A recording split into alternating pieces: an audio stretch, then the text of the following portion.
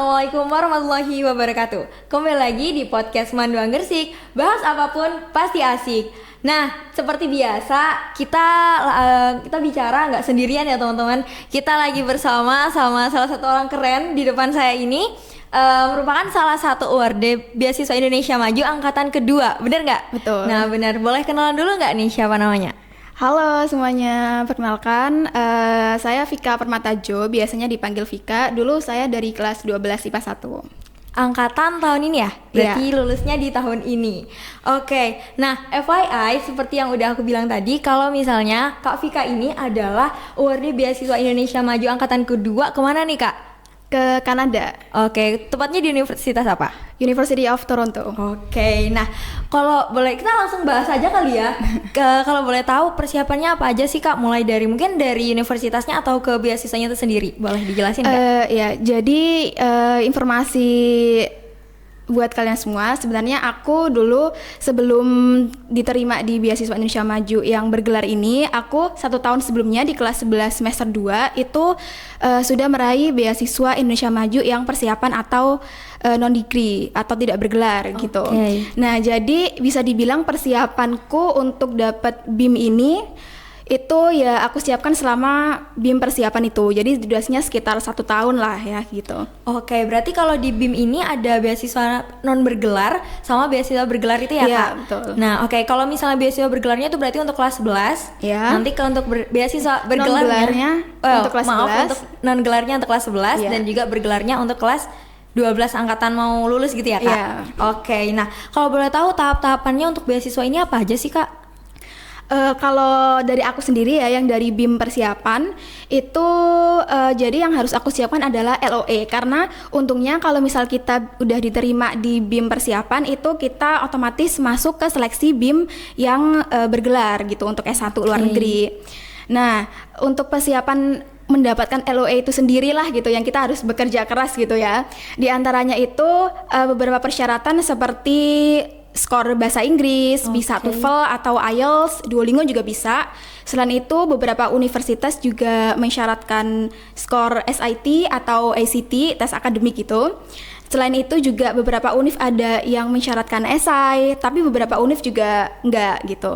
Selain esai juga beberapa dokumen-dokumen akademik seperti rapor, transkrip, dan surat rekomendasi gitu. Oke, kalau boleh tahu suka dukanya nih apa deh Kak? Kemungkinan kan kalau kita kan lagi sekolahnya kan di sekolah reguler ya. Nah otomatis pengetahuan bahasa Inggrisnya juga yang irreguler gitu. Kitanya tuh apa sih Kak suka dukanya selama entah itu mendapatkan skor bahasa Inggrisnya atau mendapatkan beasiswa atau untuk apply ke universitasnya? Sebenarnya kalau bicara tentang suka duka nih beragam ya, sangat bervariasi gitu. Karena bisa dibilang kita yang dari BIM persiapan ini mempersiapkannya selama 1 tahun gitu ya. Jadi benar-benar menurutku kita harus bisa melangkah step by step secara konsisten gitu untuk bisa akhirnya meraih BIM ini. Nah kalau jadi saya sendiri, karena saya dari gimana ya, menurutku backgroundku bahasa Inggris itu nggak strong banget ya. Jadi masih harus mengejar beberapa ketertinggalan gitu dari yang lain untuk bisa bahasanya memantaskan diri lah gitu ya, untuk bisa diterima gitu. Jadi ya terutama di IELTS ya, karena kan aku bahasa Inggris nggak yang benar-benar bisa banget atau skillku ya basic udah ada. Jadi masih harus memperjuangkan untuk bisa lebih tinggi lah gitu untuk mendapatkan skor yang mencukupi gitu. Nah untuk universitas yang mau aku ambil itu minimal skor IELTS 6,5. Jadi waktu itu aku nggak cuma 1 kali tes IELTS, 1 kali itu gagal karena skorku nggak mencukupi. Jadi aku masih harus tes IELTS lagi gitu dengan biaya mandiri, karena dari BIM ini cuma dibiayai 1 kali tes gitu selain kursusnya ya. Nah untuk lebih detailnya itu karena di IELTS ini sebenarnya banyak drama ya kalau dari saya sendiri. Karena waktu itu tes IELTS pertama itu ngerasa benar-benar belum siap.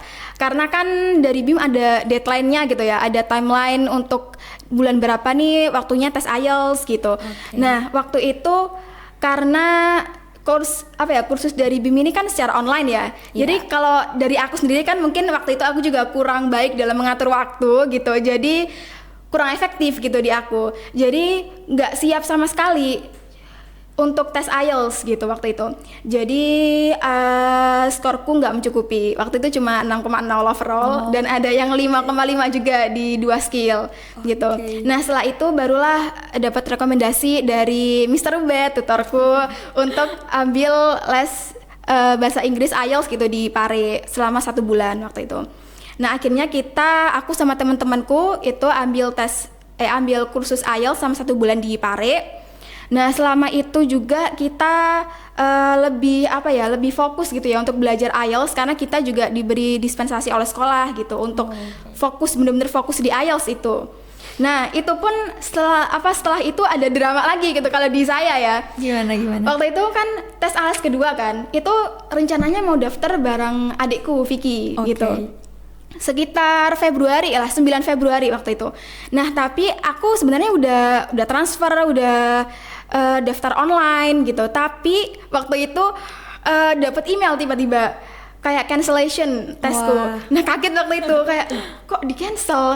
Ternyata aku belum ngirim yang bukti payment. Karena kan kalau di IELTS itu maksimal 1 kali 24 jam setelah transfer kan.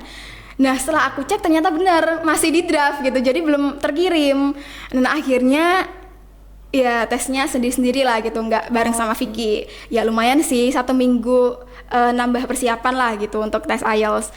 Nah, setelah tes IELTS aku waktu itu daftar tanggal berapa ya, 24 Februari kalau nggak salah. Jadi 1 minggu plus itu aku mempersiapkan IELTS untuk IELTS yang kedua. Dan alhamdulillah waktu tes itu ngerasa lumayan puas gitu. Jadi masih ada kemungkinan skorku memenuhi gitu. Nah, setelah udah tes IELTS yang kedua itu kan menunggu skor. Nah, menunggu skor itu waktu aku di sekolah tiba-tiba ada WhatsApp nih, kayak ada informasi kalau misalnya ID pasporku nih nggak sesuai gitu sama waktu aku daftar online.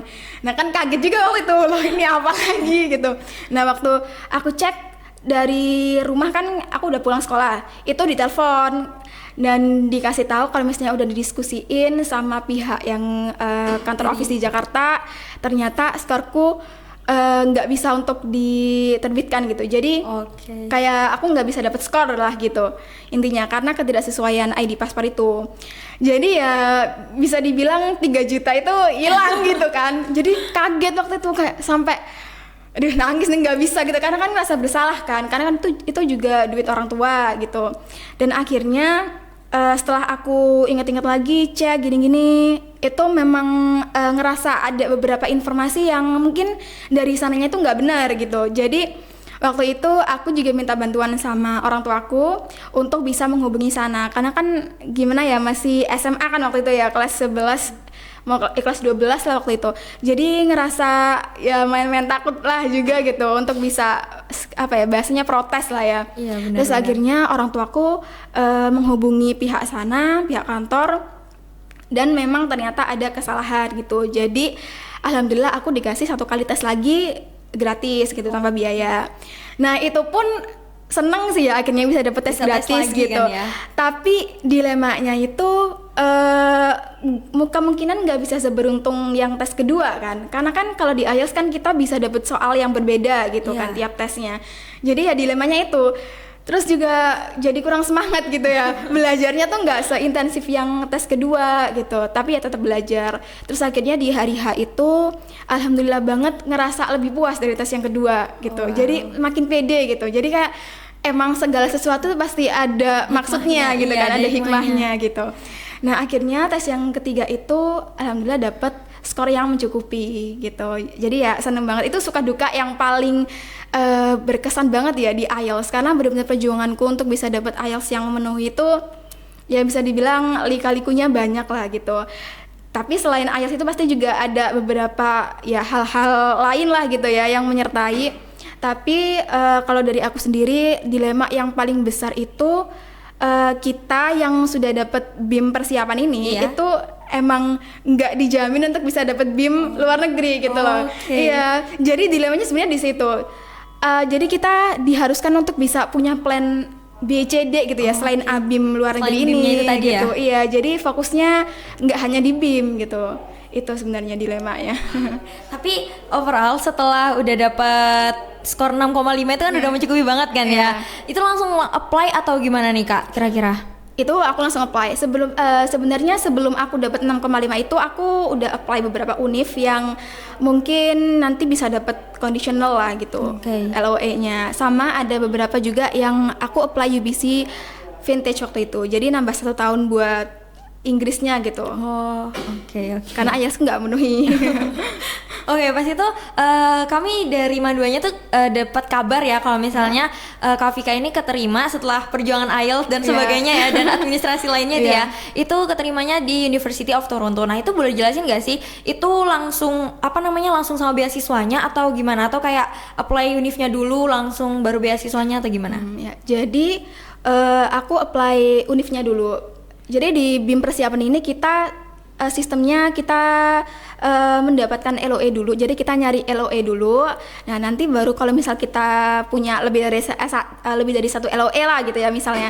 Kita bisa milih LOE mana yang sekiranya yang paling srek lah gitu, sama yang paling cocok buat kita gitu. Dan nanti LOE itulah yang akan diseleksi oleh pihak BIM untuk S1 luar negeri gitu. Oke. Berarti emang keputusan itu setelah walaupun kita udah dapat LOE, itu belum tentu kita dapat beasiswanya gitu ya Kak. Oke.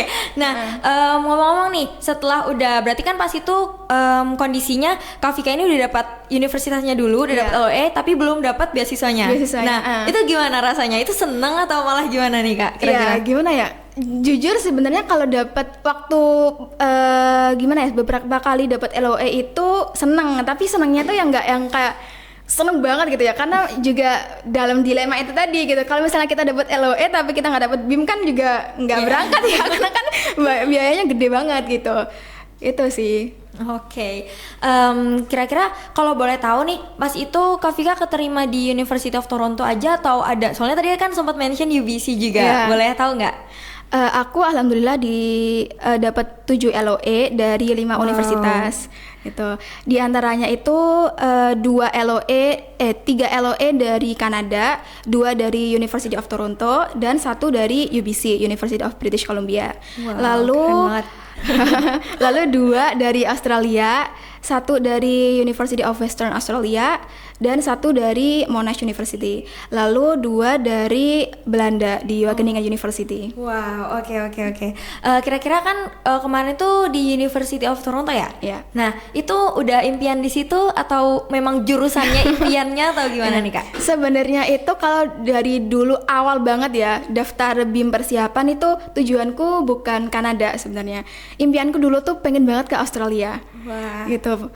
Kalau univnya dulu itu aku pengen di Queensland University, tapi waktu aku masuk BIM persiapan terus dapat konsultasi, ternyata Queensland University itu nggak menerima kurikulum nasional gitu. Sedih banget. Jadi ya ganti lah gitu, nggak Queensland langsung kan. Ganti plan gitu kan ya.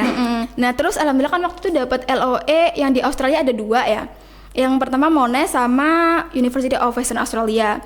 Itu aku sebenarnya udah pengen banget masuk statistik atau enggak sistem informasi gitu. Nah kebetulan yang statistik itu ada di Kanada sama di Australia.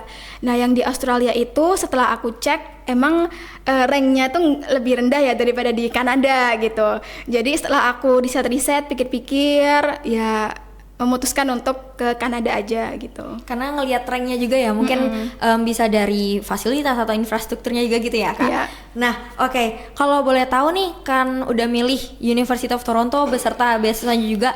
Kira-kira fasilitas apa aja sih yang Kakak udah tahu, udah searching, udah riset juga yang dari universitas maupun beasiswanya itu tadi? Dari BIM ini ya? Iya. Kalau dari BIM ini itu kita dapat biaya pendidikan dan juga tunjangan non pendidikan. Kalau untuk pendidikannya itu sendiri diantaranya meliputi registrasi atau biaya registrasi universitas, yang kedua tuition fee atau biaya kuliahnya itu sendiri, lalu ada biaya international seminar, ada journal publication, sama tunjangan buku gitu. Nah kalau untuk yang non pendidikan itu diantaranya ada tunjangan hidup, settlement allowance atau tunjangan awal waktu kita keberangkatan gitu. Terus ada asuransi kesehatan gitu. Wah, berarti bener-bener banyak ya Kak, maksudnya dilihat dari fasilitasnya, makanya itu banyak yang udah milih BIM gitu kan. Terus Iya. kami kan maksudnya kayak milih ngeplan kayak kalau memang apa ya ditakdirin kayak kalau bisa memang dapat sama beasiswanya itu tadi. Iya. Soalnya memang sangat-sangat menjanjikan karena tadi ada juga biaya untuk publikasi jurnal dan lain sebagainya gitu ya Kak. Iya, Nah, kalau mau nih, boleh nggak sih sharing-sharing ke atau kasih tips ke adik-adiknya ini yang di Mandua kiat-kiat biar kita tuh tetap bisa ikut sekolah di reguler tapi juga ikut kegiatan-kegiatan BIM kan. Karena kalau misalnya dilihat-lihat itu dulu itu BIM itu sangat-sangat banyak gitu kegiatannya, sangat-sangat padat gitu. Ada nggak sih kiat-kiat biar tetap bisa maksimal untuk keduanya? Kalau dari saya sendiri ya, karena kan saya ini bukan yang benar-benar terstruktur banget untuk bisa memanajemen waktu gitu. Tapi kalau tips dari saya sendiri sih tentuin prioritas yang utama gitu ya. Memang kita masing-masing kan punya prioritas yang beda-beda gitu ya setiap orang. Tapi perlu banget gitu untuk menentukan kita tuh prioritasnya di mana gitu. Kalau misal kita pengen ngejar BIM yang bener-bener pengen banget nih ngejar BIM gitu kan. Kan pasti ada beberapa fase di mana kita harus fokus dulu nih, bener-bener fokus gitu. Waktunya IELTS nih misal. Tapi kan ada juga beberapa yang mungkin bisa untuk sembari melakukan kegiatan lain gitu kan. Jadi ada fase-fase tertentu di mana kita butuh fokus yang benar-benar fokus BIM, sama ada yang bisa lah untuk diatur sama kegiatan lain gitu. Jadi ya menurutku tentukan prioritas kalian aja gitu.